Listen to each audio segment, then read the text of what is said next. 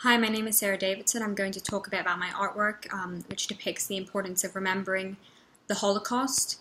So first I want to start off with why I think we should remember, and then I'll talk about how that's depicted in my artwork.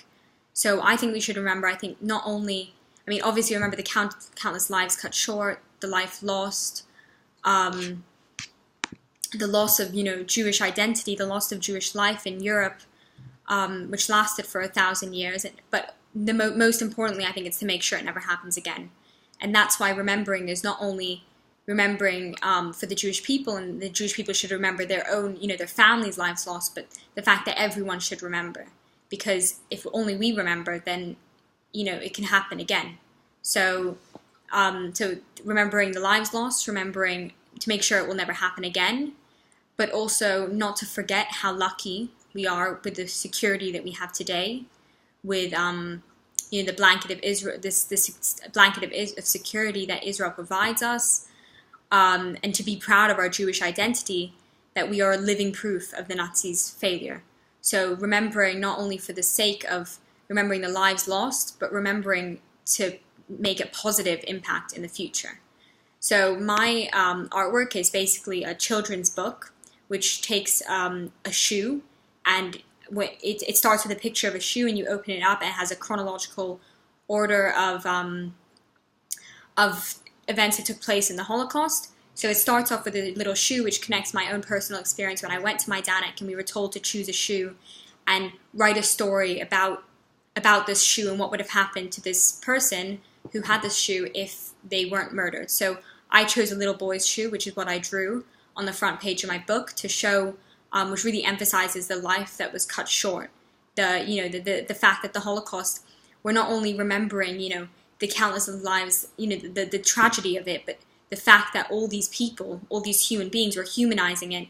All these people could have accomplished something, and they weren't able to because of this cruel ideology, because of the tragedy of those times. And that brings me into my next page, where I address the ideology and the fact of perceptions and constructivism, and this ideology can create such a destructive, such a physically violent and terrible era. And then also I addressed the dehumanization, and that continues all the way through to when I talk about the concentration camps. I go dehumanization, the ghettos, the starvation in the ghettos, I used diary entries to show people's personal experiences, not only the facts and the statistics, but also, what people like us on a day-to-day basis had to go through because of this cruel ideology, because of this ideology that swept through the whole of Europe, really. And then I go into the deportations, so the cattle carts, how terrible they were, continuing this dehumanization, then to the selection process and the concentration camps themselves, where I used Primo Levi's, I used an extract from his poem, "If This Is a Man." So again, personifying the dehumanization, the people who were in these concentration camps. So instead of addressing this big number, the 6 million people, but then 6 million Jews, but then also addressing the fact that it was people's lives that were lost, people like us, people that had aspirations, that had dreams.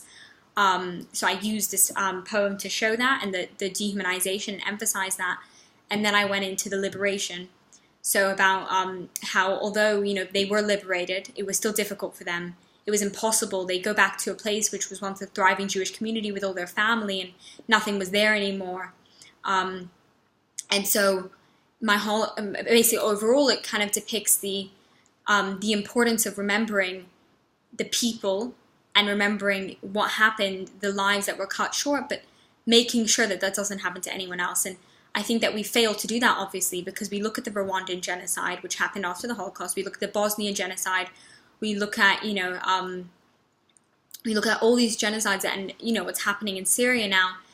And although it's not against us specifically as Jews, but it's against other races. And it's important for us as Jews to remember what happened to us, and not only remember the lives that were lost and how amazing it is that we're still alive today, and to appreciate our Jewish identity and the freedom to practice religion, but also to apply this to how we can make a positive difference because of the suffering, because of the lives that were lost, how we can take this tragedy and turn it into something positive. So I didn't actually want to end my book with the establishment of the State of Israel, because I didn't want it to make it seem like it was justified in a way, but I wanted people to see that the difficulty that people were left with, and I want the whole idea of the children's book about the life cut short to emphasize the importance of memory, the importance of making sure that this never happens again, not only to us, but to every single race, to everyone in the world, that, you know, genocide, that mass murder, it ends. And so that was the point of my artwork. Thank you.